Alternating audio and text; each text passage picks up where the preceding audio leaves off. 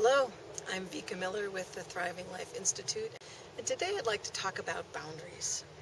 If you've ever been in a situation where you've said yes when you really wanted to say no, or you found yourself really focusing on what someone else was thinking, saying, preferring, or even how they would be reacting if you said what you really wanted to say, you know what it's like to have some difficulty with your boundaries.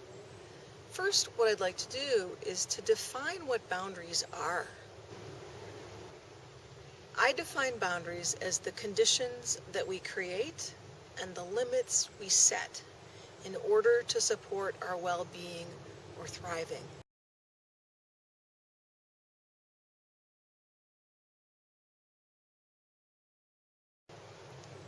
Now, there are three essential elements to healthy boundaries. The first one is that we have to actually matter to ourselves. We have to care about our well-being, and we have to be willing to make that a priority, actually ahead of anyone else's well-being.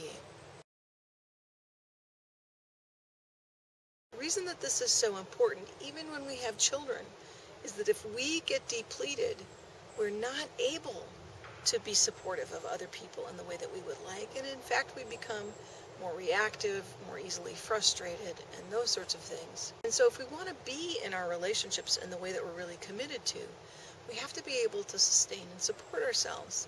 And we do that by making our well-being a priority. So the most important and first element to healthy boundaries is actually caring about our well-being and mattering to ourselves. We can't wait and hope that someone else is going to do it for us, especially not if it's because of all that we've done for them. I'm sure many of us have gotten into that situation. We really need to be willing to say, hey, I matter, I'm important too. The second essential element of healthy boundaries is understanding what it is that we need that hasn't been met by that particular boundary situation. If we don't know what it is that's missing, we're really not empowered to take the next step.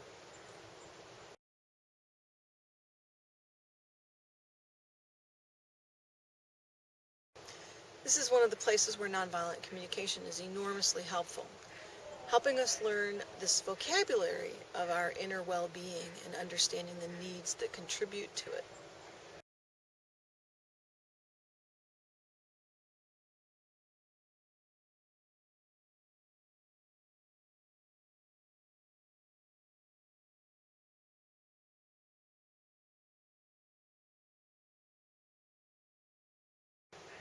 Once we know what those needs are, then we're empowered for the third essential element of healthy boundaries, which is taking effective action to actually get our needs met that will contribute to our thriving.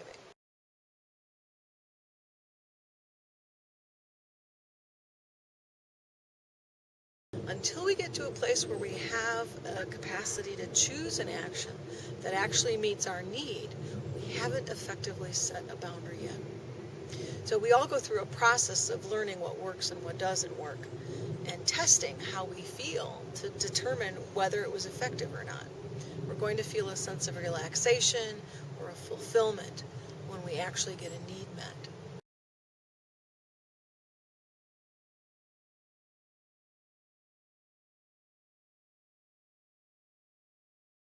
Now, one of the things that happens is that even sometimes when we know what we're really wanting to say or do, what action we're wanting to take, sometimes we're actually afraid to say that.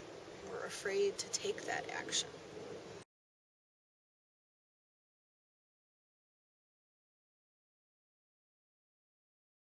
And that's one of the things that we'll talk about in our upcoming boundaries class. So those are the three essential elements for healthy boundaries. Truly mattering to ourselves and treating ourselves like we matter.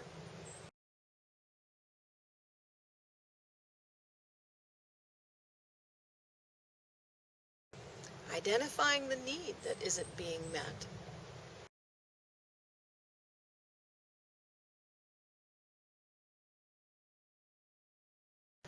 And then being willing and able to take effective action to get that need met.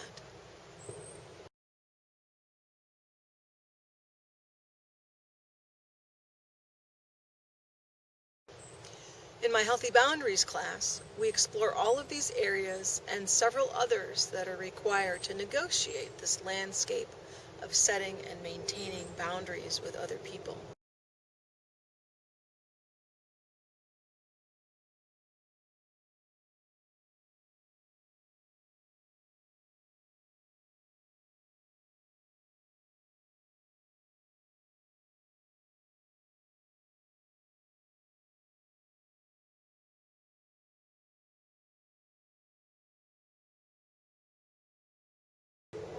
I hope you'll join us for the class.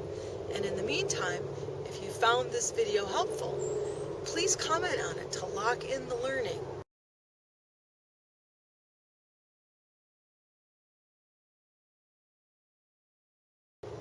Look forward to seeing you.